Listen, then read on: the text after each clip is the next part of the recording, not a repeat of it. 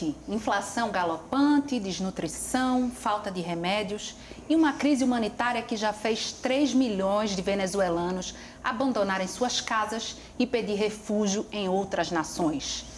Como a Venezuela, um país com abundância de petrodólares, chegou a esta situação?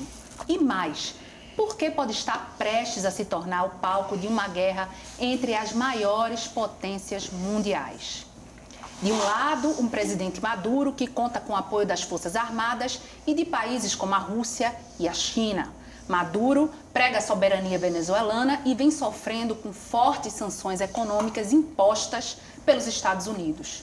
Do outro lado, o autoproclamado presidente Guaidó, que tem como lema a retomada da democracia e já conta com o respaldo de mais de 40 nações, entre elas o Brasil. O Opinião Pernambuco de hoje vai debater o cenário venezuelano. Para isso, convidamos Thales Castro, cientista político e fundador do Instituto de Pesquisas Estratégicas em Relações Internacionais e Diplomacia. Elton Gomes, cientista político e professor do curso de Relações Internacionais da Faculdade Damas. E também o jornalista Jonatas Campos. Você pode participar enviando perguntas ou comentários para o número de WhatsApp. Anote aí, 81988307098. Não se esqueça de colocar seu nome e localidade onde reside no início da mensagem. Este programa também está sendo exibido pela internet no endereço ufpe.br/NTVRU e no aplicativo UFPE Play. Boa noite, muito bem-vindos hoje aqui no Opinião Pernambuco, que está começando nova temporada essa semana. Nesse primeiro bloco, eu gostaria que a gente tentasse desenhar esse cenário da Venezuela, falasse um pouquinho do histórico, para que as pessoas que estão em casa entendam como é que chegou a essa situação, né? Que a gente está assistindo aí, todo dia tem notícias, todo dia tem uma novidade. E aí, professor Thales, a minha primeira dúvida é a seguinte: o gatilho para essa crise que está ocorrendo no país começou lá na crise de 2014, na crise do petróleo de 2014? Boa noite, Ana Clara, boa noite, professor Elton, Jonatas, boa noite a todos os telespectadores. Eu quero primeiro parabenizar a Opinião Pernambuco por trazer temas de relevo na área internacional. E a tua pergunta, na verdade, é chave, Ana, porque a crise venezuelana, eu acho que ela pode ser situada historicamente até um pouquinho antes daquilo. Se a gente for olhar atrás, a gente vai perceber que em 2007, o barril do petróleo, que é a principal commodity de exportação da Venezuela, atingiu 3 dígitos, chegando até algo em torno de 118, 119 dólares. E verdadeiramente houve uma implosão de recursos financeiros para a Venezuela, os petrodólares, como você falou no início, e isso naturalmente gerou uma falsa sensação de riqueza e de prosperidade momentânea. E isso naturalmente foi se desgastando a partir de, sobretudo, do ano 2012, quando vai ter o declínio do valor do barril de petróleo, e a partir de 2014 isso vai atingir realmente uma situação de perda total. Não nos esqueçamos que em 2013 houve a morte de Hugo Rafael Chaves Frias, presidente eleito em 99, e obviamente você vai ter também uma mudança no regime através naturalmente de um processo de sucessão do então ministro das Relações Exteriores, que era o atual presidente Nicolás Maduro. Então é um processo muito delicado que envolve realmente o esgotamento desse recurso natural, né, o combustível fóssil, né, que é o petróleo, e vale dizer que a Venezuela tem as maiores reservas de petróleo provadas do mundo, inclusive reservas maiores do que a própria Arábia Saudita. A Venezuela é fundadora da OPEP em 1960. Então é um país que é rico e ao mesmo tempo pobre.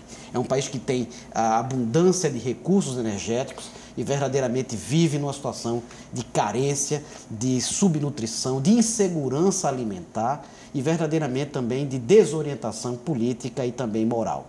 Então é um país que tem a sua crise envolta em várias crises. E sem esquecer naturalmente da própria crise, Ana, macroeconômica. Estamos falando do país no mundo com o maior registro de hiperinflação e que torna realmente um processo de pauperização, um processo de crescimento aí da pobreza de uma velocidade maiúscula. E a Venezuela se tornou, infelizmente, um país exportador.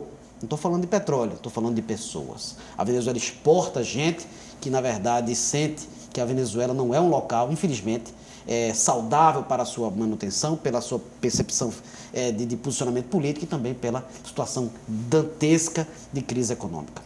Que é a pior face, né? A face mais cruel dessa crise. A face mais crítica, verdade. Agora, professor Elton, eu queria falar também um pouco da questão da PDVSA, né? Que é uma espécie, fazendo uma comparação a grosso modo, é como se fosse a Petrobras deles, né? Lá. E que ela tem um monopólio, né, da produção do petróleo. Então, fala-se que não houve investimentos na PDVSA, que também houve muitos casos de corrupção, não é? Já 90 funcionários foram processados pelo Ministério Público venezuelano. E de que maneira isso também impactou nessa crise? O petróleo é o principal ativo econômico do país vizinho, a Venezuela. Para que se possa ter uma ideia, basta dizer que mais de 85% de tudo que a Venezuela exporta é petróleo cru ou derivados de petróleo, fazendo com que a dependência da procura externa dessa commodity seja enorme para a economia venezuelana. A PDVSA é uma empresa estatal, controlada pelo governo venezuelano, que durante todo o período do chavismo, nessas quase 2 décadas de chavismo, foi instrumental para erigir o processo de chegada e manutenção do poder do líder carismático já falecido Hugo Chávez e de seu sucessor Nicolás Maduro.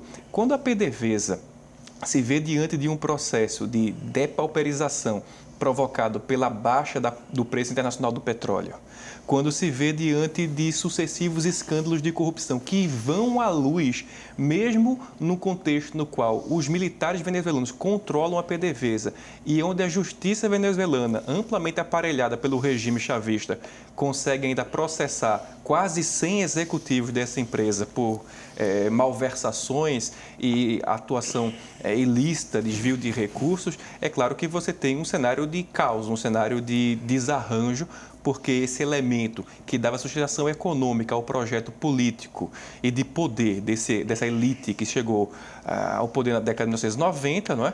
Que gerando o grande processo de política de massas na Venezuela, porque, diferentemente do que aconteceu no Brasil e na Argentina, que viveu o fenômeno da política de massas, respectivamente, com Vargas no Brasil e com Perón na Argentina nos anos 50, a Venezuela, a Bolívia, o Equador são países de vivência da política de massas mais tardia. E essa política de massas começou a entrar em desarranjo à medida que o projeto econômico do regime já não tinha mais condições de levar adiante as suas promessas. Porque com essa depauperização, com essa retração da atividade econômica, com hiperinflação, veio a crise política. Não tinha-se mais o carisma de Hugo Chávez. Sucedeu o ministro das Relações Exteriores, Maduro, que não tinha a mesma habilidade política e se viu num contexto totalmente adverso. Ou seja, Chávez governou com carisma, apoio e numa situação de alta do petróleo, ao passo que Maduro vive a situação totalmente diversa. Agora, Jonatas, você que trabalhou na Venezuela, né, foi correspondente, concorda com a visão do professor Elton? Foi isso que aconteceu? Olha, eu acho que a Venezuela a gente tem que analisar ela antes do processo bolivariano, esse nome que causou tanto medo aqui no Brasil, nas eleições, e depois do processo bolivariano. Isso é verdade que, mesmo antes do Chávez, a PDVSA era sempre digamos, a base da economia venezuelana. Mas também, em outros governos, em outros momentos históricos da Venezuela, o ciclo do preço do petróleo também causou grandes problemas no país. E um dos problemas que eu acho que é o mais característico desse último século, do século passado, foi o Caracaço. O Caracaço foi uma grande revolta popular que ocorreu em 89 e que dizem que de 3 mil a 9 mil pessoas morreram por repressão da polícia. 10 anos, então, antes de Chávez. Antes de Chávez. E Chávez é fruto dessa insatisfação popular. Você veja, eu gosto de ler Celso Furtado. Celso Furtado falou muito sobre a Venezuela. Tem uns cadernos de Celso Furtado sobre a Venezuela. Ele foi um pouco antes da última ditadura militar na Venezuela, na década de 50, para lá, pela CEPAL, pela Comissão Latino-Americana de Economia. E ele disse, olha, a Venezuela, nessa situação que está, na crescente busca pelo petróleo, com essa condição que ela vai ter, ela vai ser a pérola da América Latina. E depois, já em governos democráticos, o Celso Furtado esteve de novo, 20 anos depois, na Venezuela, na década de 70, e ele disse, muito em geral, ele disse que a Venezuela tinha perdido o bonde da história porque não tinha utilizado aquele dinheiro que sai fácil da renda do petróleo para sua autoindustrialização, para o seu autocrescimento. Passou a importar tudo, né? Exato, porque a renda do petróleo, quando aquela bomba, a unidade de bombeio intermitente, ela começa a tirar o petróleo ali, aquilo ali é barato. Depois que botou a bomba no poço, é renda para a conta do governo. Agora também tem o seguinte, o processo bolivariano, aí eu quero fazer o corte que aí é histórico. 99, né? O processo bolivariano. Entre 89 e o Caracaço, que foi um trauma, uma ferida no povo venezuelano. Você tem uma intentona do militar Hugo Chávez. Ele intentou, ele fez um... 92, né? 92. Pouco depois, é uma consequência do Caracaço, né? Então, em 92, ele tentou tomar o poder pela força, foi preso, passou 3 anos preso, foi anistiado pelo presidente, acho que Carlos Andrés Pérez. E começou um processo político. Então, o Chávez ele é um resultado de uma grande satisfação popular antes dele. Ou seja, a Venezuela sempre foi muito pobre, sempre teve, como o Celso Furtado falava, sempre tinha seus arranha-céus calçados no petróleo e seus invejosos, os invejosos que miravam de lá dos morros para a beleza de Caracas. Então, a pobreza e o petróleo sempre conviveram na Venezuela. A diferença é que eu acho que o processo bolivariano, com todas as suas falhas, ele realmente deslocou dinheiro do petróleo para a população. Sim, e que ele foi muito criticado, né? Com todo o problema. Chávez foi muito criticado por isso. Né? E aí eu digo, em 2012, quando eu fui trabalhar na Venezuela, eu morei no bairro de Altamira, que é um foco da oposição ao chavismo. E assim, as políticas públicas da Venezuela eram muito claramente calçadas no dinheiro da PDVSA. Isso, claro, causa um certo desinvestimento na empresa, porque a empresa de petróleo ela tem que estar sempre, a modernidade, os equipamentos tem que estar sempre uma troca muito frenética. Muita tecnologia. Mas, enfim, o Chávez fez um programa de habitação gigantesco num país que as pessoas pobres não moravam.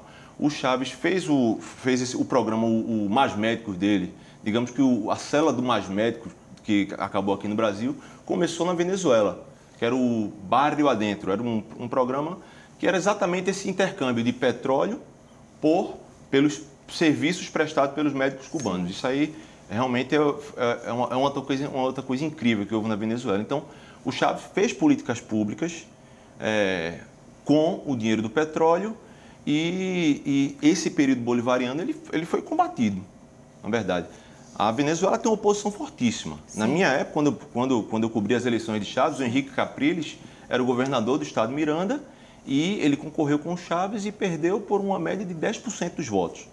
Agora vamos tentar explicar também para quem está nos assistindo em casa essa questão da hiperinflação. Como é que começou? Né? Porque a gente vê aquelas fotos, né? Bota um rolo de papel higiênico de um lado e do outro isso aqui de dinheiro para dizer o que é que se compra, né? Quanto dinheiro é necessário para comprar aquele rolo de papel higiênico, né? Como é que começou isso de fato, Thales? Perfeito. Até adicionando um elemento ao que o Jonatas falou, é o conceito também do bolivarianismo, que ele fez referência, que Chávez falava muito, do conceito do socialismo do século XXI. E um outro conceito que explica muito esse processo absolutamente grotesco aí de hiperinflação, que é um termo econômico, né? Que é a chamada doença holandesa ou mal holandês.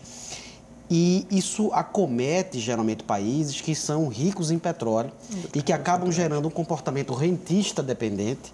E a partir disso, as finanças públicas elas se tornam verdadeiramente corroídas através de um assistencialismo de linha populista, paternalista, e verdadeiramente você tem uma corrosão. Porque quando você tem a facilidade da renda do petróleo, não é? Sobretudo nos anos 2007 até 2012, quando atingiu 3 dígitos, você sente pouco incentivo à inovação, ao empreendedorismo, à tecnologia, e aí verdadeiramente você torna dependentes aqueles atores que verdadeiramente recebem esse petróleo que jorra do Lago Maracaibo, que é um petróleo de baixa profundidade, de altíssimo padrão, o petróleo leve. Então, verdadeiramente, você tem um conceito aí que se junta a explicar essa malversação, esse descontrole macroeconômico, em razão do descontrole de falta de austeridade também nas finanças públicas, que acabam gerando naturalmente esse processo de descontrole total que é a hiperinflação. Que vai vir para o Brasil sentiu isso nos anos 80 e foi necessário, na verdade, atingir somente 93, 94 com a criação da URV e o Plano Real em 94.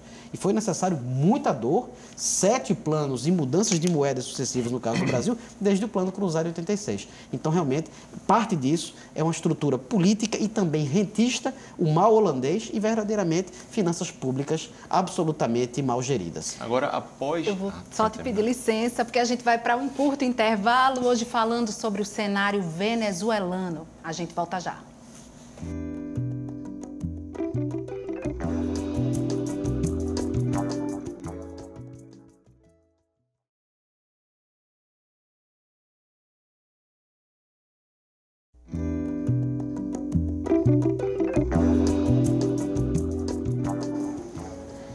O Opinião Pernambuco de hoje discute o cenário venezuelano. Para participar desta conversa, convidamos Thales Castro, cientista político e fundador do Instituto de Pesquisas Estratégicas em Relações Internacionais e Diplomacia.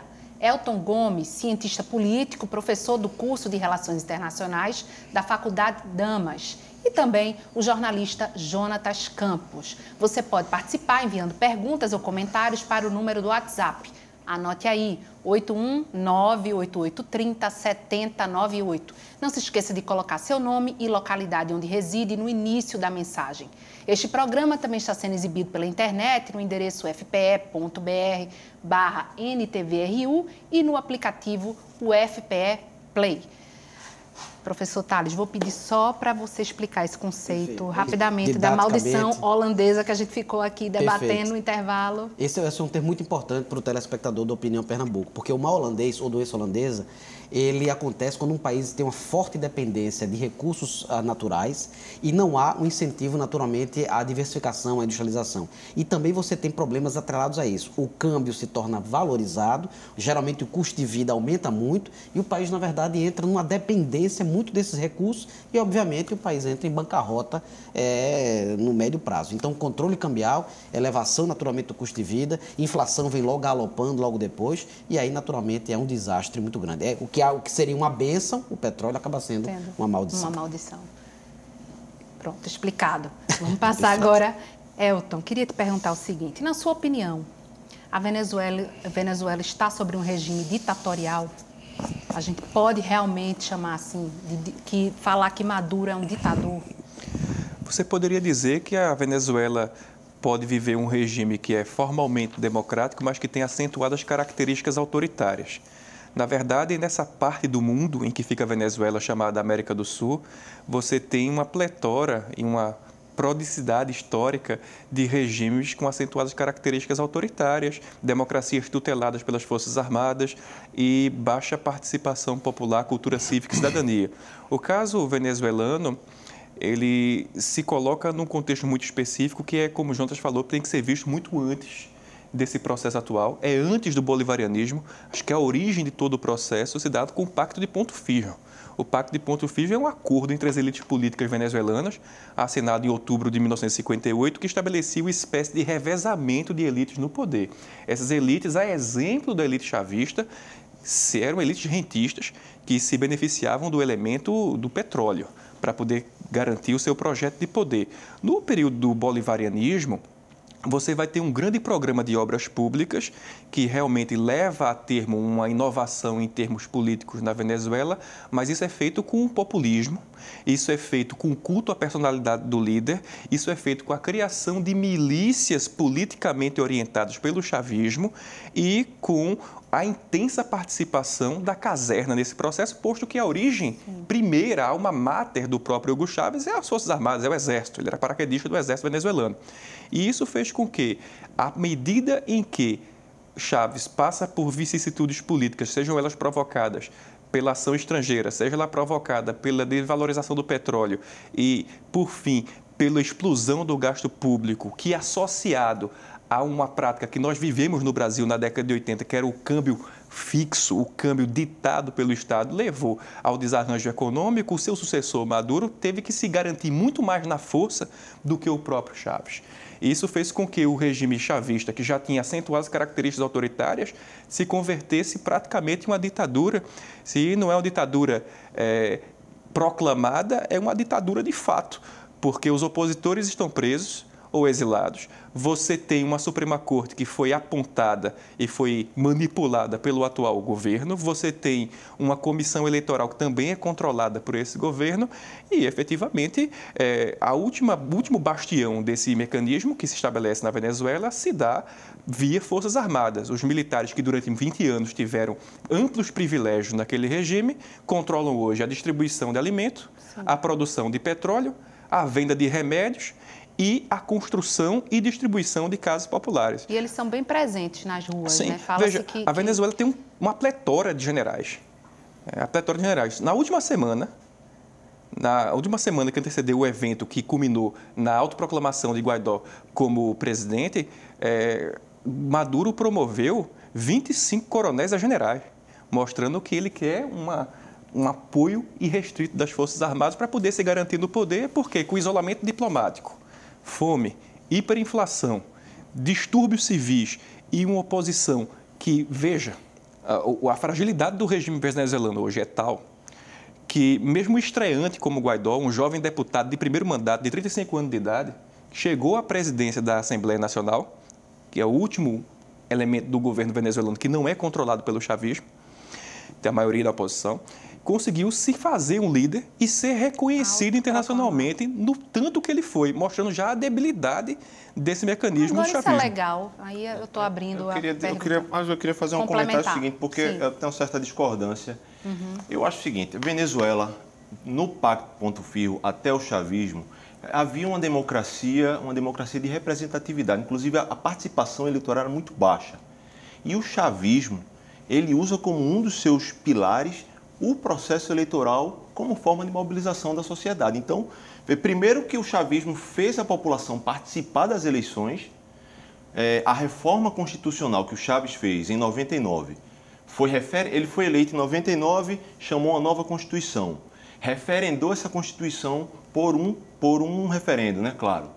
Depois do referendo, houve uma nova eleição para presidente depois dessa nova Constituição e para a Assembleia Nacional, que deixou de ser bicameral para ser de uma Câmara. Não tem Senado na Venezuela.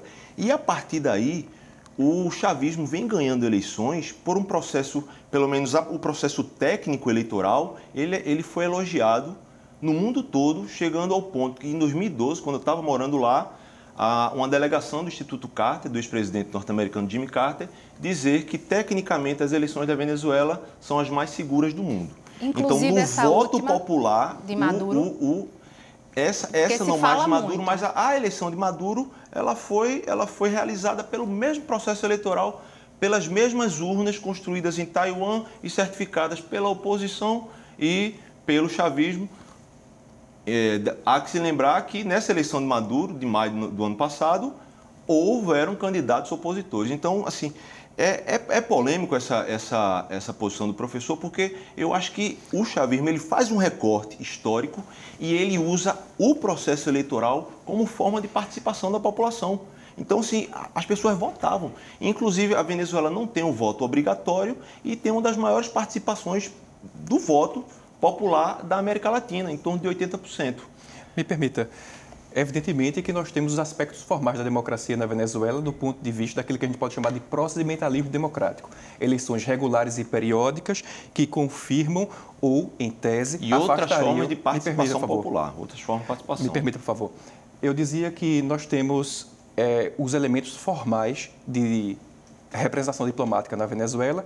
Entretanto, é nítido que naquele país, à medida em que o projeto do bolivarianismo iria avançando, nós tivemos um uso recorrente da máquina pública e o estabelecimento, primeiro, do mecanismo de reeleição infinita, que beneficiou enormemente o grupo político que já estava no poder, que lançou mão de uma lógica plebiscitária para poder referendar a lógica dessa nova elite, dando-lhe lastro para poder permanecer no poder durante muito mais tempo. Isso foi sustentado justamente por conta do momento econômico extremamente favorável do ponto de vista do boom das commodities, não é? Da grande procura externa, principalmente de países como a China, que demandavam grande quantidade de produtos básicos.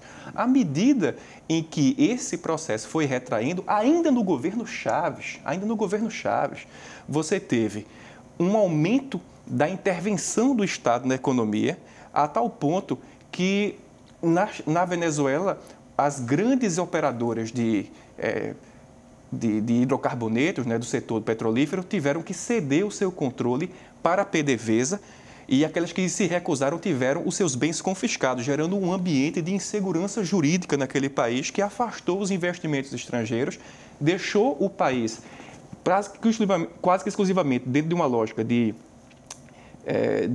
controle estatal desse que é seu principal ativo econômico e, à medida que esse elemento não foi mais viável, o regime começa a entrar em colapso, que é o que a gente verifica hoje em dia. Professor Tales, pode complementar. Agora, depois eu queria que o senhor explicasse se uma pessoa se autoproclamar presidente, se isso é legal. 233. Olha, veja bem, essa expressão autoproclamar, ela na verdade tem sido veiculada pela grande mídia, pela grande imprensa, mas é importante a gente fazer uma leitura do próprio texto constitucional lá de 99. Na verdade, ele não se autoproclamou. Ele jurou a Constituição, dando continuidade ao texto constitucional, porque quando a gente considera a perspectiva de autoproclamação, pressupõe uma certa usurpação pretoriana, né? Uma perspectiva aí de... E é esse termo, como o senhor falou, que está sendo utilizado. Está sendo utilizado, é verdade. Mas, numa leitura jurídica, constitucional específica, ele foi ovacionado pelo corpo legislativo, não é? O corpo legislativo único, que é a Assembleia Nacional, porque o que Maduro fez foi reconhecer uma comissão paralela a esse poder legitimamente constituído, e aí o Guaidó, como presidente da Assembleia Nacional, na ausência do titular, ele assume as funções. Então, na verdade, ele foi promulgada, foi proclamada a sua sucessão, não é? A conjuntura política vigente. Mas, olha, eu queria dizer que não havia ausência do titular, ausência na perspectiva dele, né? Porque é o seguinte, se ele tivesse a Constituição venezuelana muito clara, se o presidente, por doença, por incapacidade revisada por uma junta médica ou por morte, ele não assume, então o vice-presidente, ele tem, ou o presidente da Assembleia Nacional, se não houver vice-presidente, ele tem 30 dias para assumir o poder e chamar novas eleições. E aí está o grande, eu acho que aí tá a grande divergência. Mas é que tá, tem um detalhe muito importante aí. A ausência no sentido, vamos fazer a leitura do texto constitucional, leitura da Constituição bolivariana. O que acontece no caso de Maduro, ele fez uma usurpação do poder. Mas isso é uma opinião. É a opinião do mundo todo. Não, no mundo todo não. Grupo de Lima, União Europeia e todos os. Não, mas olha, ela falou que Maduro tem o apoio da Rússia e o apoio da China, mas ele também tem o apoio da Índia, por exemplo, que reconhece ele como presidente, a Bolívia reconhece, Cuba, Nicarágua, outros países. Ou seja, não é um consenso. Tem muito país que aceita o Guaidó como um presidente encarregado, como ele chama, o presidente autoproclamado, mas tem muito país que reconhece Nicolás Maduro, presidente da República Bolivariana da Venezuela. Eu quero deixar claro porque fica parecendo que é um consenso que o mundo todo já resolveu, mas não resolveu. Se você for para os países que têm mais população no mundo, eles apoiam, ou eles reconhecem, não é que apoiam, eles reconhecem Nicolás Maduro, presidente da Venezuela, entre eles a China, Rússia e a Índia, que hoje... E a União Europeia, que é um bastião de democracia. A União Europeia, ela está chamando eleições, ela pede que o Maduro chame eleições, mas não houve consenso na União Europeia. Claro que houve, não houve Parlamento Europeu e na Comissão Europeia. A Itália está neutra, por exemplo. A Itália é um país como a Itália, o berço da ciência política está neutra nessa história. Ela não apoiou o autoproclamado Juan Guaidó. É um tema controverso porque não é consenso. Mas é por isso que a gente está aqui, justamente para discutir. Não é tão simples.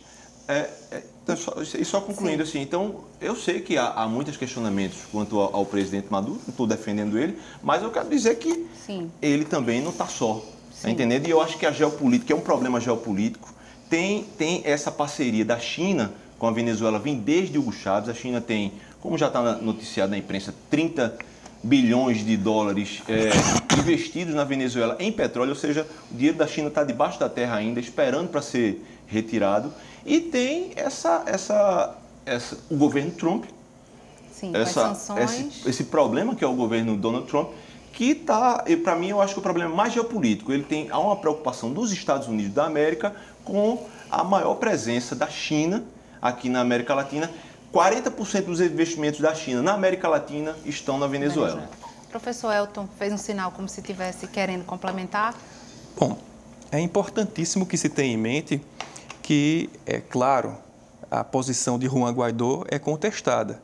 Agora, ela se dá em função da interpretação dos artigos 233, 333 e 350 da Constituição venezuelana, que estabelece que, no caso de vacância, assumiria o vice ou, na não presença do vice, o presidente da Assembleia Nacional, que é o corpo legislativo unicameral daquele país. No que diz respeito a apoio estrangeiro ou não, a gente sabe que, do ponto de vista da política internacional, os princípios, como o Tales gosta de dizer, são à la carte. Ou seja, os países eles tendem a se alinhar com esse ou aquele ator político segundo seus interesses políticos, econômicos, diversos. Evidentemente que a China, como tem uma grande carência de recursos naturais, sobretudo recursos energéticos, tende a apoiar o ocupante do poder no Palácio de Miraflores, porque ele tem o controle sobre a PDVSA, é quem pode lhe fornecer petróleo. Outros atores regionais, alinhados ideologicamente com o bolivarianismo, como é o caso do governo de Evo Morales na Bolívia, tendem a prestar uma solidariedade, no meu ver, retórica ao presidente venezuelano. Tanto é assim que, por conta da enorme dependência que a Bolívia tem da economia brasileira, esteve presente na posse de Bolsonaro e usou uma estratégia muito pragmática do ponto de vista prático, não fornecer nenhum apoio concreto a Maduro, mas do ponto de vista diplomático, retórico, assim o fazer. No que diz respeito aos países ocidentais capitaneados pelos Estados Unidos, no caso específico aqui da América do Sul, os dois grandes polos de poder, Brasil, Estados Unidos e na Europa, a imensa maior parte dos países da Europa Ocidental, você tem aí uma clara divergência, porque não só esses países têm um entendimento diverso a respeito do que deve ser a democracia, ou seja, não a democracia puramente procedimental, na qual tem eleições periódicas e regulares, uma democracia substantiva do ponto de vista daquilo que a gente pode chamar de qualidade da democracia. Controle da imprensa, que o governo venezuelano possui, intervencionismo pesado ao ponto de você anular a segurança jurídica do país, uma lógica pela qual os opositores políticos são presos, a repressão violenta que, curiosamente, nos anos 90, 80 e 90, gerou o próprio fenômeno de Chávez e agora é repetido pelo chavismo. Mas se você vê a quantidade de jornalistas que entrevista o Juan Guaidó nas coletivas de imprensa que ele faz... Existe, porque o que a gente lê é que 49 veículos foram fechados. Esse número até eu gravei. Eu acho o seguinte, a Venezuela... Existe liberdade de imprensa? Eu acredito que sim. Inclusive, a Venezuela é um país que tem a maior parte de sua imprensa privada. Então, a TV estatal, a VTV, a TV estatal, ela tem uma audiência grande em Caracas, em algumas cidades maiores, mas a Venevision, por exemplo, que é uma TV privada, que é uma TV que tem programas de opinião duríssimos. Eu lembro que quando eu morei na Venezuela, porque em 2013, 2017 eu passei meses, mas em 2012 eu morei na Venezuela. E aí você tinha tinha à la carte, ou a televisão era muito dura com Chávez, ou a televisão era bastante complacente com o governo. Então você tinha uma polarização que o chavismo, de fato, o processo político venezuelano fez com que a sociedade ficasse polarizada. E eu acho que o golpe que Chávez foi eleito em 99 e levou um golpe de Estado em 2002. A sorte dele é que ele voltou, porque quem mexeu na PDVSA, outros presidentes que tentaram mexer um pouco no processo do uso do dinheiro da PDVSA caíram. Então Chávez, como os anteriores, caiu também. Só que aí o destino quis que ele voltasse. Eu acho que o apoio popular foi muito importante a partir disso. Então, veja, esse golpe de Chávez, ele iniciou uma polarização muito forte na sociedade venezuelana, a ponto de você ter uma televisão que só criticava o chavismo e uma televisão que só elogiava o chavismo. Mas eu digo o seguinte, olha, tem imprensa, a imprensa internacional está na Venezuela, o Juan Guaidó, quando dá entrevista, você pode olhar nas fotos, ele tem mais de 150 microfones ao redor dele. Eu acho que isso é muito polêmico, dizer que há um controle da imprensa na Venezuela. Vou só interromper rapidinho, a gente volta em poucos minutos, hoje tirando todas as dúvidas sobre o cenário venezuelano.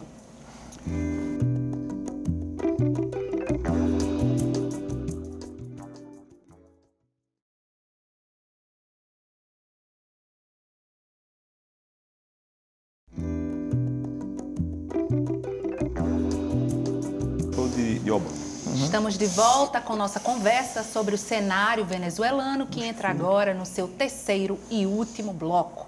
São nossos convidados Thales Castro, cientista político e fundador do Instituto de Pesquisas Estratégicas em Relações Internacionais e Diplomacia.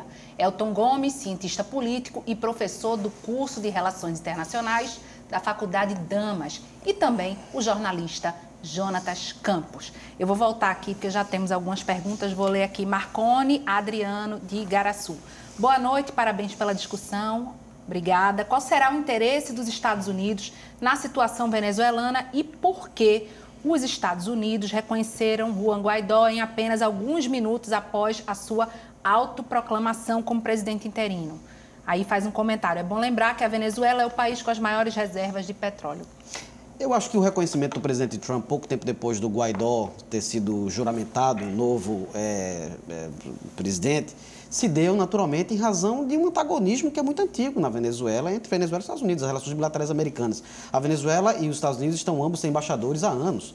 Então você tem um antagonismo muito grande, não é por causa especificamente do fator do petróleo, porque, inclusive, o Jonas pode até confirmar isso, a Venezuela continua exportando petróleo para os Estados Unidos. Sim, sim. Independentemente bem curioso isso, claro, né? Tem o petróleo venezuelano, claro. A Venezuela tem ativos nos Estados Unidos. Tem ativos nos Estados Unidos. Que é uma empresa venezuelana dentro dos Estados Unidos. Claro. Então, o fluxo de petróleo, que é a maior base da economia venezuelana, não está sendo impactada com isso.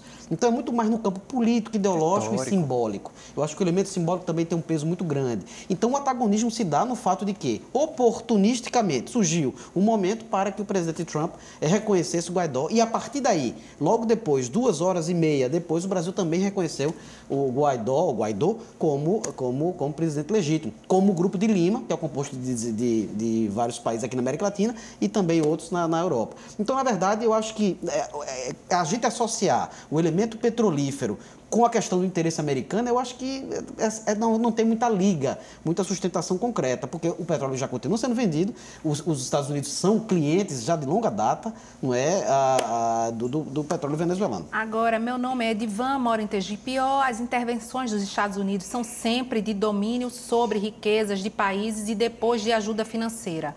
Por que China e Rússia não demonstram interesse em ajudar a Venezuela? Qual o motivo? Essa é a visão dele. A China e a Rússia. Jonatas. Professor? Elton? Pois não. A China e a Rússia têm interesses de natureza financeira e de natureza geoestratégica, geossecuritária na Venezuela. A Rússia, particularmente, é um grande fornecedor de armas para o governo venezuelano e tem ali um mercado já bastante bem consolidado de produtos bélicos. No caso da China, existe uma necessidade maior de recursos energéticos para poder subsidiar uma população gigantesca, um crescimento econômico bastante acentuado, mesmo que o governo chinês tenha pisado no freio e tenha feito um soft landing do ponto de vista de manter um crescimento menor, porém sustentável. Esses dois países têm seus horizontes geoestratégicos imediatos que são suas prioridades. A Rússia com o leste europeu e os estados bálticos, certo? E a China no entorno do mar do Japão, para os japoneses, mar da China para os chineses, e tentando exportar o seu poder para além desse horizonte geoestratégico, sobretudo no que diz respeito ali a porções do Oriente Médio e na África, onde a presença econômica chinesa é muito acentuada. Em período mais recente, como o Jonatas falou, a China começou a fazer parcerias geoestratégicas do ponto de vista do comércio, para além dos recursos petrolíferos com a Venezuela, mas isso é muito pequeno dentro da escala, até porque a Venezuela tem muito pouco a oferecer fora do petróleo. Esses países, naturalmente, manifestam apoio ao regime chavista, mas esse apoio Ao que me parece, a leitura que faço é essa como analista, não é um apoio que se traduziria, por exemplo, em uma aliança militar, em um apoio que se daria em última instância com o envio de tropas para poder garantir o regime venezuelano. Como também me parece que, apesar de toda aquela lógica falastrona, aqueles comentários inflamados no Twitter de Donald Trump, também não é do interesse do eleitor médio americano e muito menos da elite política americana, seja ela republicana ou democrata, que os Estados Unidos intervenham militarmente na Venezuela. Mas está todo o tempo ameaçando. E eu né? acho que Essa quem ameaça real. o Donald Trump colocou para cuidar dos assuntos da Venezuela diz muito pelo menos desse jeito falastrão dele. Porque toda a equipe Donald Trump que está cuidando da Venezuela são digamos, executivos e servidores do Estado estadunidense que já se envolveram com outras questões no Caribe e na América Latina. O Elliot Abrams deu um depoimento agora no Congresso, não sei por que motivo ele deu o depoimento, mas uma deputada democrata, dessas novatas mais à esquerda, fez uma pergunta bem constrangedora para ele sobre a Venezuela, porque ele tem histórico, ele foi o cara do George Bush que se envolveu com a guerrilha da Nicarágua, os contras na Nicarágua. Ou seja, ele tem um histórico de intervenções na América Latina e no Caribe. Os Estados Unidos têm histórico disso, e aí eu acho que o legítimo do governo venezuelano. Por exemplo, por que México reconheceu Maduro? O México sofreu com as guerras que já teve com os Estados Unidos. Ele perdeu território para os Estados Unidos.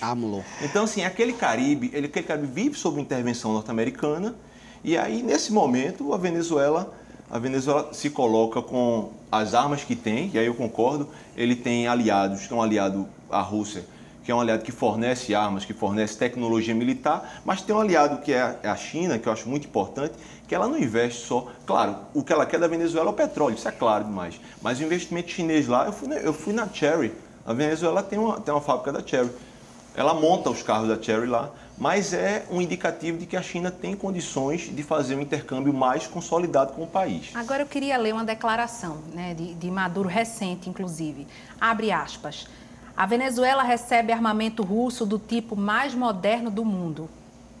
No pior dos cenários, acontecendo o pior, havendo a intervenção, virando um novo Vietnã, como já estão dizendo, né, que a história está tendendo a se repetir, eu espero que não. Mas vamos falar um pouco do Brasil. Haveria alguma consequência para o Brasil nesse cenário? Haveria, no sentido do fato de que o Brasil tem uma fronteira territorial, a cabeça do cachorro ali, como a gente conhece aquele mapa ali de Roraima, tem uma posição estratégica, estamos falando da Raposa Serra do Sol, com grandes riquezas minerais naquela região. Então, o Brasil é um país realmente importante nessa equação. Não nos esqueçamos que a Venezuela é membro do Mercosul. É verdade que ela está com suas ações suspensas desde 2016, mas ela ainda é membro, ela não foi expulsa, ela é membro. Então, observe que o Brasil tem um papel importante. Agora, eu gostei muito da frase do ministro-general do GSI, Gabinete de Segurança Institucional, general Heleno, quando ele mencionou, inclusive referendado pelo vice-presidente Mourão, quando disse que o Brasil não pleiteia, não vê um indicativo de qualquer tipo de intervenção contando com o Brasil. Né? Então, o chanceler brasileiro continue neutro. Será? O chanceler brasileiro dá uma declaração daquela que ele deu no Twitter agora, né? Tem que ser.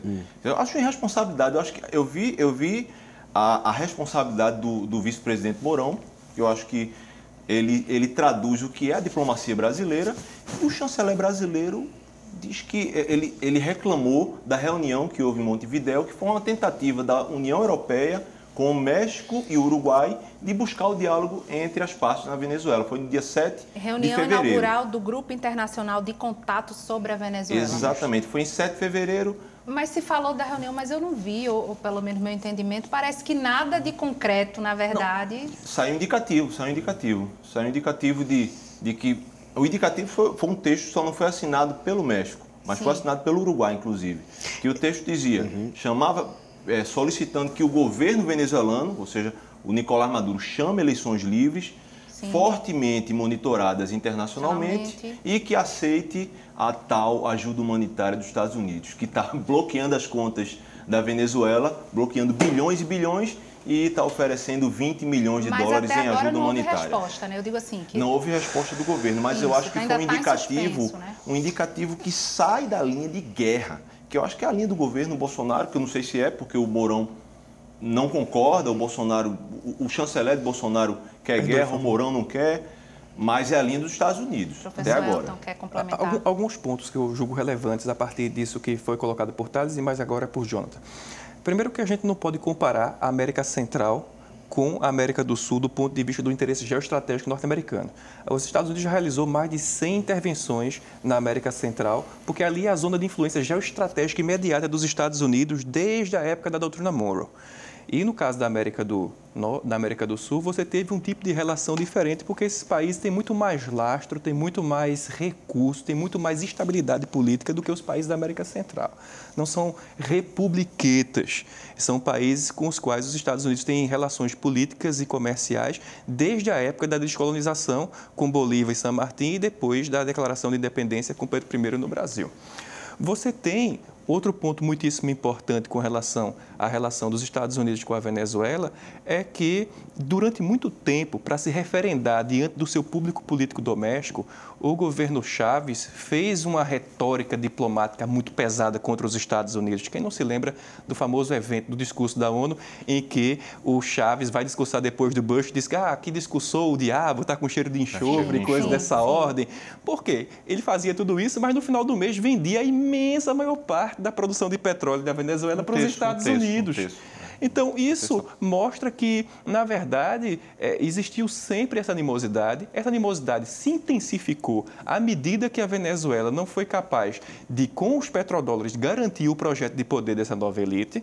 E agora, depois que se fez esse consenso entre o Partido Republicano e o Partido Democrata de que a situação política, econômica, securitária, humanitária da Venezuela é insustentável, e é claro que ninguém está dizendo com isso, com essa análise, que os americanos não têm interesses políticos e econômicos importantes na Venezuela, que agora é uma questão de tempo, se entende que é uma questão de tempo para poder fazer a transição de poder, principalmente porque os militares que tutelam a democracia na Venezuela podem chegar à conclusão de que essa canoa não pode mais ser salva e eles mesmos fazerem um acordo político com a elite política venezuelana para poder tutelar essa transição.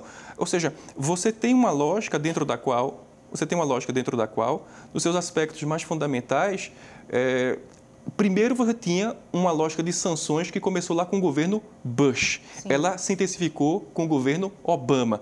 Ela chegou a um ponto mais severo ainda no governo Trump. Primeiro foram feitas sanções contra os titulares do governo venezuelano que possuíam ativos econômicos nos Estados Unidos. Depois, sobretudo, dessas eleições últimas, extremamente polêmicas e conflagradas, os Estados Unidos baixaram sanções contra a economia venezuelana de fato, mas dentro de uma lógica que já vinha de muito mais tempo. Eu queria só ler mais uma pergunta, porque está chegando tanta pergunta aqui, o público está participando, eu não queria, pelo menos, tentar ler mais uma, professor Thales. Eduardo Mota, aqui do Recife, um dos muitos ministros militares brasileiros esta semana rechaçou comentários de outros países sobre a questão ambiental nacional, em especial na Amazônia, classificando como ingerência indevida na autonomia brasileira. Sim. Essa mesma lógica não se aplica às ingerências americanas, brasileiras e de outras nações sobre a questão venezuelana? O Brasil não tem ingerência nenhuma sobre os assuntos venezuelanos. Não há ingerência e não há muito menos intervenção brasileira e muito menos americana. Há uma guerra de retórica, há uma guerra de narrativas, e essas guerras de narrativas, elas partem tanto de Caracas contra os Estados Unidos, como os Estados Unidos contra Caracas. Agora, é só para explicar um detalhe aí, que é a linguagem diplomática, tá certo? Sobre a frase do chanceler Ernesto Araújo, do dia 7. Foi uma frase incisiva, mas lembremos que ela está representando a verdade eleitoral do dia 28 de outubro do ano passado. Né? O presidente Bolsonaro foi eleito com 58 milhões de votos, no sentido de verdadeiramente, na frase, na palavra do presidente, de rechaçar o bolivarianismo e o socialismo do século XXI. Então, eu acho que não foi uma frase de declaração de guerra do embaixador Araújo. Eu até estou defendendo a frase dele agora. Eu acho que foi uma frase de que o Brasil, como não tem mais interlocução com Maduro, que eu não posso nem chamá-lo de presidente mais, ele não pode, naturalmente, acatar qualquer tipo de solução que venha intermediada pelo México ou Uruguai, que coloque Maduro, naturalmente, no circuito. É uma questão de linguagem diplomática. Sim. Tanto é assim que o presidente, ao reconhecer Guaidó, os Estados Unidos, também, naturalmente, não mais passam a ter diálogo e canal com Maduro. Me permita, eu queria só uma questão. Esse apoio que foi dado por esses países, Uruguai, México, ele é um apoio predominantemente retórico. Não foram tomadas medidas mais incisivas no sentido de poder levar a termo essa concertação política. Até porque o México não tem condições de ir contra os interesses dos Estados Unidos, de quem o México depende economicamente de maneira brutal. Agora eu quero dizer que não é só retórica, porque os decretos, o JC de hoje, o Jornal do Comércio de hoje tem um editorial muito interessante, que ele confessa também, como muitos outros jornais já estão confessando, que essas sanções, desde a primeira de Obama até hoje, são sanções que estão maltratando a população venezuelana. Se quer mudar um regime através de sanções econômicas, massacrando a população. Isso aí eu acho que no Obama, o primeiro decreto de Obama foi considerando a Venezuela um país perigoso para os Estados Unidos. Um país de 400 milhões de habitantes, com medo de um país de 30 milhões de habitantes. Que é o primeiro dos decretos que vão crescendo essa sanção ao Estado venezuelano. Então, a sanção, ela de fato massacra. Ela não é só retórica. Agora, quem mais massacra o povo venezuelano é o próprio governo bolivariano chavista. Não é um decreto de Obama que externamente. Eu acho que o maior massacre e a maior injustiça social e humanitária provém da governança política da própria Venezuela. Eu acho que é importante mencionar isso. Você mencionar e culpabilizar um decreto fora da Venezuela, do ex-presidente Obama, Prêmio Nobel da Paz, e dizer que isso é um massacre contra a população... Mas que faz com que o governo não venda, não compre o alimento. Eu vou pedir licença a vocês e 1000 desculpas para quem está em casa, mas a gente vai ter que terminar. Tem que fazer um outro programa desse. Mais um. Com certeza. A Opinião Pernambuco de hoje fica por aqui. Muito obrigada pela sua audiência e até o nosso próximo encontro. Com certeza.